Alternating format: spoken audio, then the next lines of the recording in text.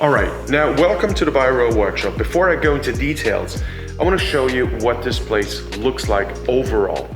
So this is the entry, this is the stairs up to what I call the lounge, and this is the place where everything's made. So we've got a couple of workbenches, partly pre-manufactured rowing machines here, which are in the process of being built. This is where crates are stored that are about to be shipped out. This is where we test things, final inspection, and up here there's a little lounge area. And now let's go into details. So what you have here are crates that are ready for being shipped out. This is one Pro and there's another Pro. This one we prepared for a little photo shooting. This one is in the process of being tested. You see a couple tools here because it's still final assembly. We want to try out a couple of things before it leaves. This is something, it's a protocol. This is what every customer gets, and that's a protocol where we do the final inspection. So whenever something is shipped off, we want to be sure it's 100% right. So with the date and the signature of the person that has done certain steps in a certain order, and that's a 4-page protocol just for the final inspection and assembly. That's the pack list again.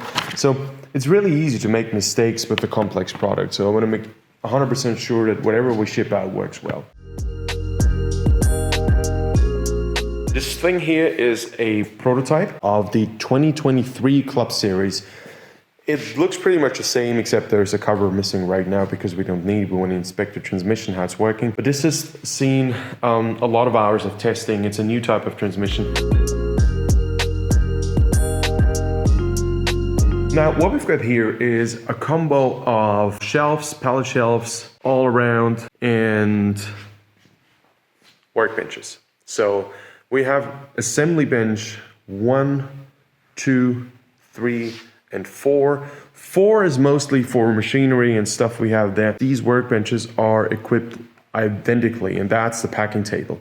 This is where we prepare all the little labels and all the stuff. So we try to make it simple but effective. So there's a little cardboard roll here. And this is the plastic wrap. I would like to get rid of the plastic wrap, but there's not really a good alternative for now.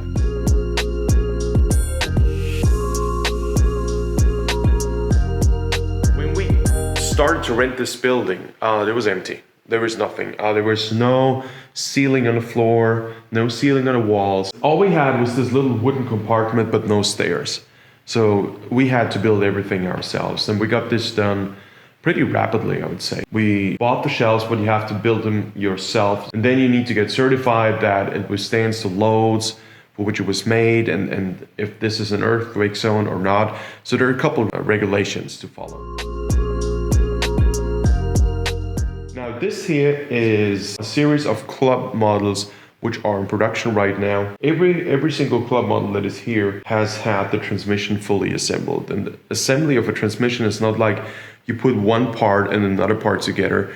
It's about these fine balances. These chains and sprockets are aligned 100%. They can't be off.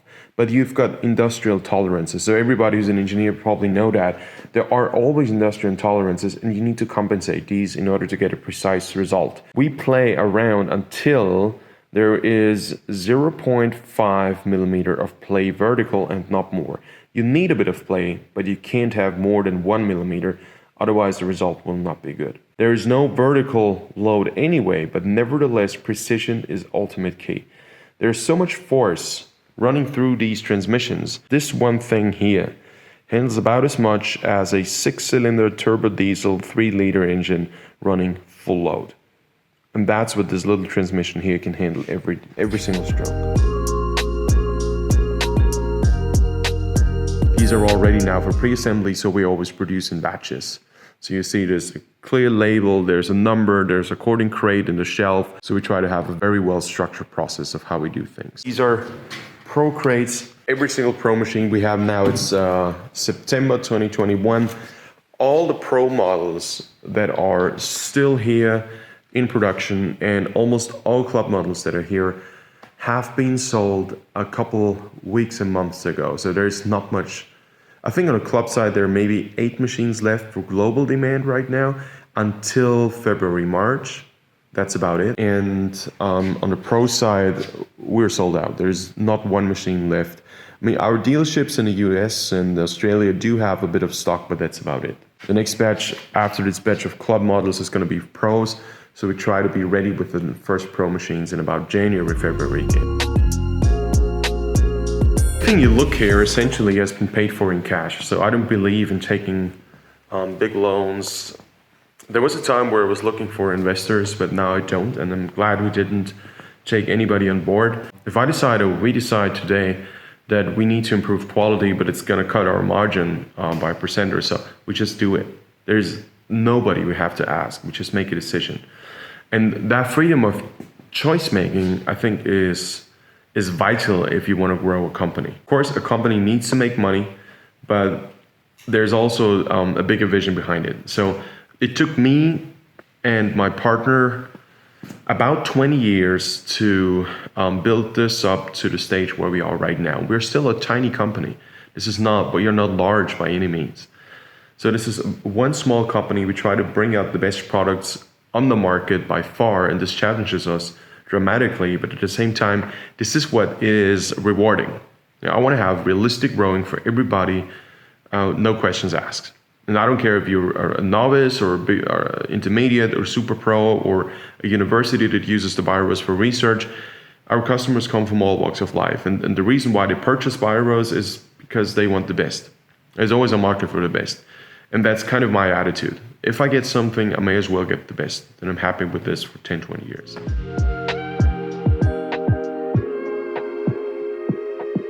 For the first 19, 18 years, I had between 1 and 4 day jobs to grow the company and to pay for my life. I didn't take out any money, not €1. Now that I'm slowly taking out money of the company, it's still less than I pay the people who work for me, and it's the money I paid in cash to borrow the company money. I don't come from a rich background, by no means. I started out pretty much broke. When I was 19, 20, I did not have any money. I don't have rich parents. It's just pure willpower, I would say. That's about what it was. One thing I tried to do to give this place some life. With life, I mean, I started to row at the age of 10. And there were a lot of things that shaped me into what I am today. And I want to make sure that this place here kind of reflects my personal history in rowing, but also the things that I think shape rowing as a whole. Now, for example, personal experience here. You see these flags I use to cover the fence here? These were the first flags I ever got made. And they cost me 12 years ago, I think €500-600. And that was about as much as I had left to spend for a full month. I didn't have more money than that. So I did make the purchase because I thought to go on expo, this is the most effective thing to do. You got to have large flags. So I had these large flags and poles. And ultimately I found out the flags were they were not useless, not as effective as I thought they were going to be. So there was nobody teaching me, hey son, come on, this is how you do it. I had to kind of learn it the hard way. But still, I want to keep these flags because they're part of that stumbling history of building something up without having a single clue how to do it. That's the kitchen. So that's actually a kitchen I got from my wife's father. He didn't need it anymore, so I drove all the way to the east of Austria to get it, so that the people who work for me have got a chance to cook something for lunch. A cold lunch is by no means as healthy as a warm lunch, so I want to make sure the people who work for me, have a place where they can cook food. And additionally, I always want to make sure there's enough food available. Where's that? Right here's the pasta. So we're pretty much empty in pasta right now. I pay for this privately. So there's always pasta. There's always, we call it pesto, it's sugo, so stuff you mix your pasta with, and so that you can at least, if you don't bring anything, you can make yourself nice pasta and have a good warm food for lunch, so that you don't have to worry for that. Talking about fond memories, that was when I was 15, 16, and we were on a training camp in southern Austria, and then I already then had the vision that one day I'm going to build rowing machines. That was interesting how it all how it all became true. This is something, without even asking for it, one day we got this message from Russ. He's a lawyer, a US lawyer based in the UK. And he's a pro owner. And one day he just dropped an email and said, I just wanted to drop you a short note to thank you again for creating the Biorower. It's such a fantastic addition to my life. Get a message like this after having basically risked everything you are and you have and put your name behind it, and having no clue. While others were collecting university degrees, I was just working my butt off in odd jobs just to make sure that one day maybe I can build the rowing machine company that will help other people not to get the wasted back that I got from these linear ergs. That was essentially my vision. Then it's slowly starting to grow. And by no means we're successful today. I mean, we make profits, but we don't have the impact we want to. But that's growing. I see growing every week, essentially. And if you get a message like this, all of a sudden, without asking for it, it makes not just your day, but it's kind of, all right, these are the things why I started to risk everything I had. Somebody else enjoys rowing more or enjoys rowing because of the 20 years I've invested and my partner has invested. Talking about memories, you see these wooden oars. This is how I learned to row. The first time I sat in a boat, it was a 3-man boat with my then French coach. He taught me to row quite well. I think the French are pretty cool when it comes to technique. And it wasn't that wooden oar. I couldn't get it anymore, but a wooden oar like this. Talking about curious things, this is before they had the cox box. This is what the coxswain had. So they put it right in front of his mouth, and that was supposed to help. This one here, that's the first sweater we ever got. I had to work a full month just to be able to afford this. Sounds so obscure today, but yeah, that's what it was. That's what it was. This here, a 90s ski bag, contains the first tent we ever had for Expo, and we still have it.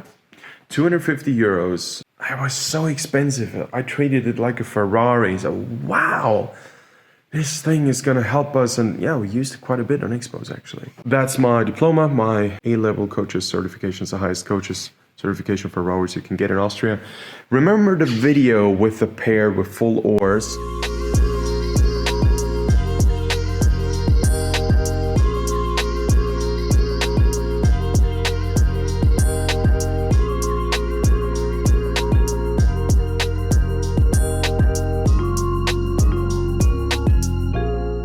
These are the oars. Exactly, these are the oars. Look awesome. By the way, this is the stair up to the lounge where I have a sofa. And according to the Vienna workplace inspection, I cannot use these stairs because they are 3 centimeters too steep and therefore they are illegal. But there's no other way to put stairs here. So I think I have to close this. This is something I got from Sebastian from Canada. And he just sent me this picture. It was an awesome picture, by the way, Sebastian. He wanted to, just drop a note and say thank you for... It was quite emotional to read this, honestly. You have acted as a guide. You have provided me with invaluable technical, emotional, and leadership skills. I apply not only in rowing, but in life as a whole. I mean, I just run a tiny YouTube channel talking about rowing and rowing technique and just try to help other people. And having feedback like this... Awesome. It's truly awesome, and I feel humbled. This thing here is actually nothing to do with Biorower. It has everything to do with rainbow foils. That's Martino Goretti. He was the first one ever to use rainbow foils at the World Championships. You can see him right here. And it was 2019, and he had the guts to try something new, and it paid off. They were not sure to send me at the World Championship, so 10 days before the World Championship I've done the first race with the foil. That was the trial, and everyone was saying, but you're crazy, you are using that, you have never raced. But after 300 meters the race was finished. I mean, I was having a lot more speed. And that's so uncommon in rowing, and therefore I framed this. Ian was so kind to send this to me. Thank you very much, Ian. It showed me that the Rainlefort project, of which I'm part of, in which Ian has invested so much heart and spirit, is showing to have effects on how people row.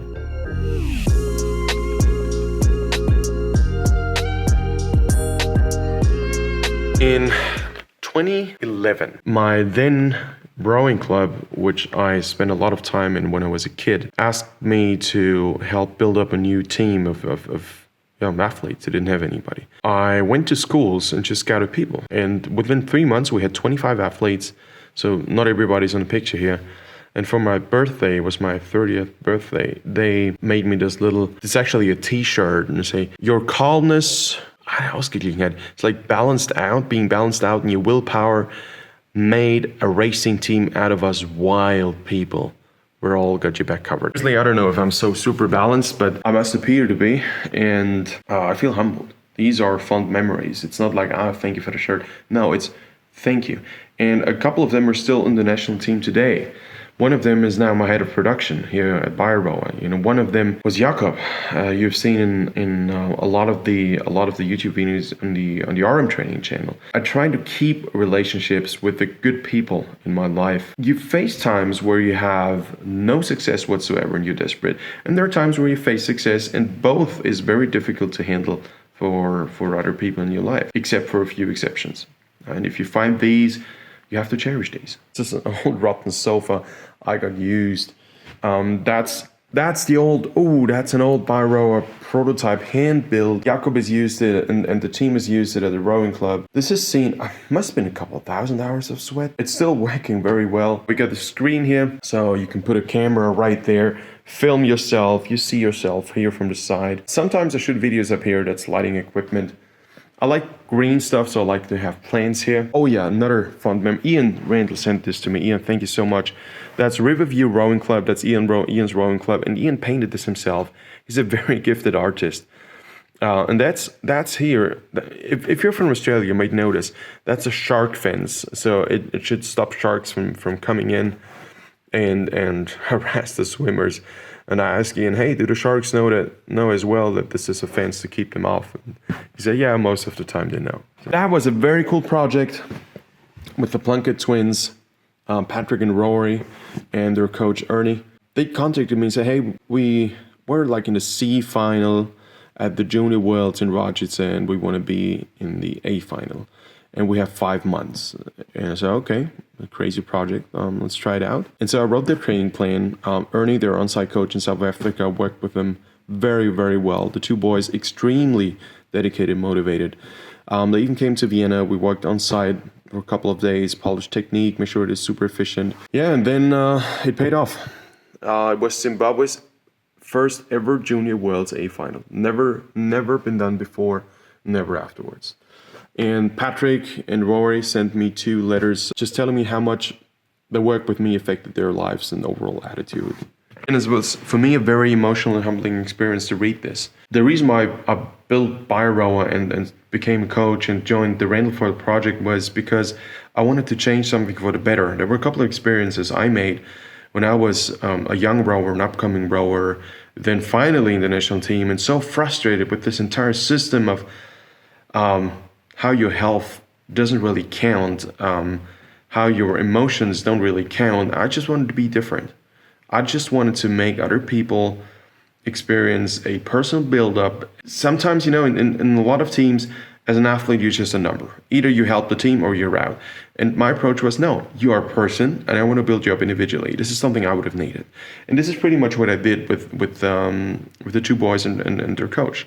Every athlete is a human. It doesn't matter if you're late starter, if you're a junior, if you're a super pro, high performance, or a beginner, or competitive masters athlete. There's always that human component about it.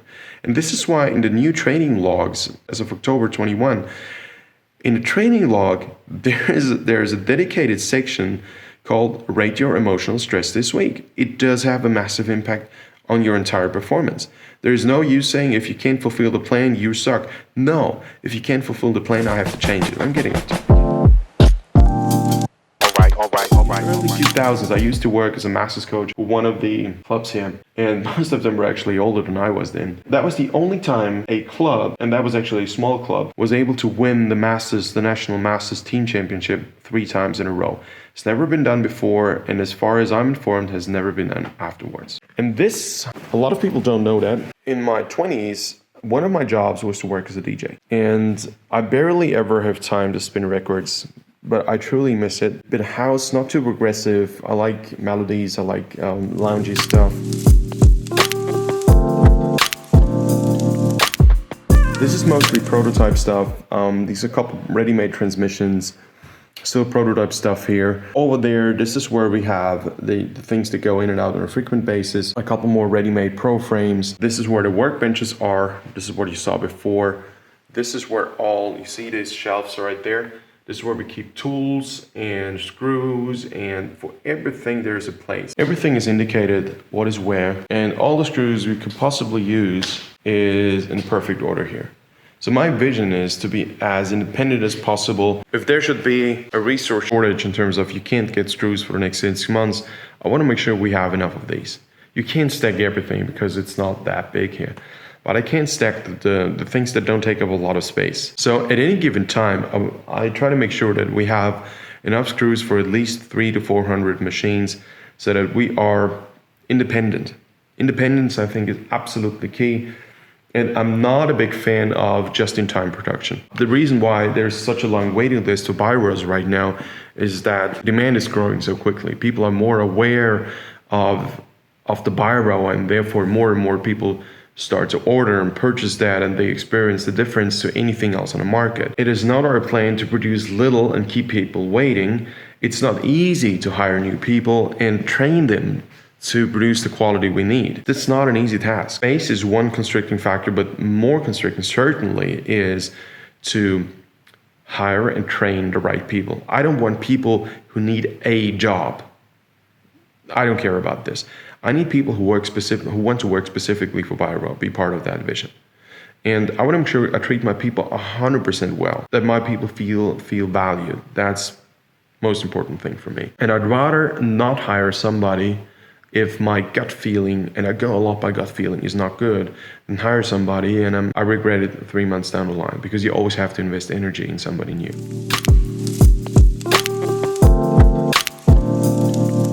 Finally, this is a little office space we have here. This is where I shoot my videos. Most of the time you see the lighting equipment. That's a video editing PC. I actually built this myself, but I've never done this before. But it works, does a great job. This is something that Jakob got me. Jakob, you know, from YouTube. Got it for the wedding. He painted it. He's a very talented painter. He is, certainly. These are actually fingerprints, and we got it as a wedding gift. That was the first time ever we had a logo put on the side of a Biorower. That was an R2 pair with a cage frame, and on the side of that was that car painted cover. Adi gave this to me as a memory. And that thing, you know what this is here? We invested everything we had because we had that vision. Of course, we won the ISPO in 2018, best new fitness product on the market. So when we changed the sole entrepreneur company to a limited company, as a new company with a new product, because the club series then was absolutely new, we were allowed to enter that competition and we won it. There's an interesting story to this. I drove a Biorower to Munich, which is where it was held, and that was super exclusive, because usually you have to send things in. I said, no, I set it up for you. At least I set it up. Yeah, and I was waiting outside in 3 hours. I said, hey, you can drive home. What about the Biorower? I said, no, leave it here. We might need it for a photo shooting. It's possible that you wait. I said, what? Okay, I drove to Vienna, and 3 days later, I still had a full-time job there. They said, yeah, you won. I said, but they were non-rowers. How did they judge? I said, yeah, they understood it. They got the concept, and that's the best new product. It's the best product I've seen in a long time. I said, wow. And that for me was like step number one, showing me that non-rowers could enjoy the Biorower more than any other fitness product, literally speaking. That's one of the, it's just a confirmation for me. It's not like, I'm so cool, I want this. No, it's not me. It's my partners and myself coming up with something that helped other people enjoy fitness activities at home that we were able to provide more than anything else that was on the market and new. That's awesome. And that's about the best confirmation you can possibly get. And then we did the expo for 3-4 days, and I asked one of the guys who was with me, say, hey, take the time. Every time I teach somebody how to row, take time.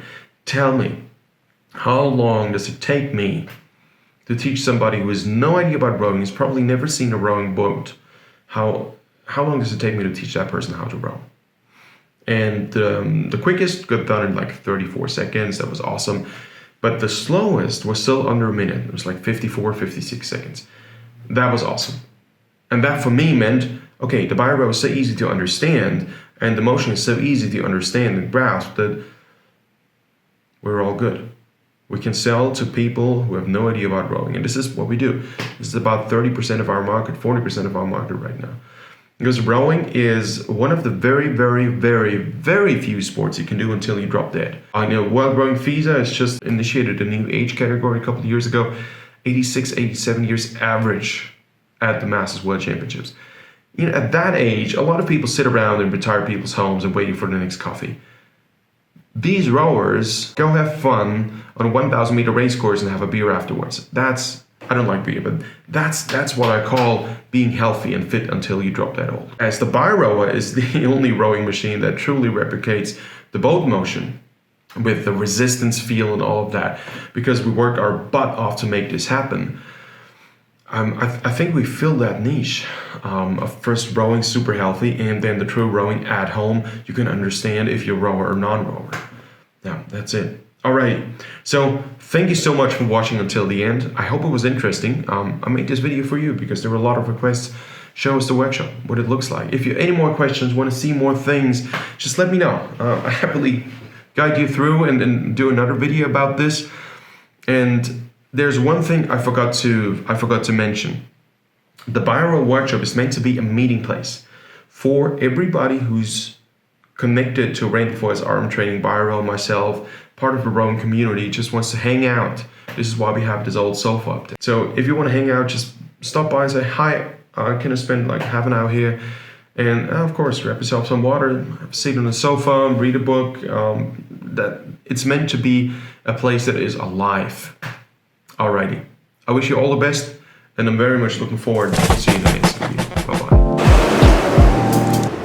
All right.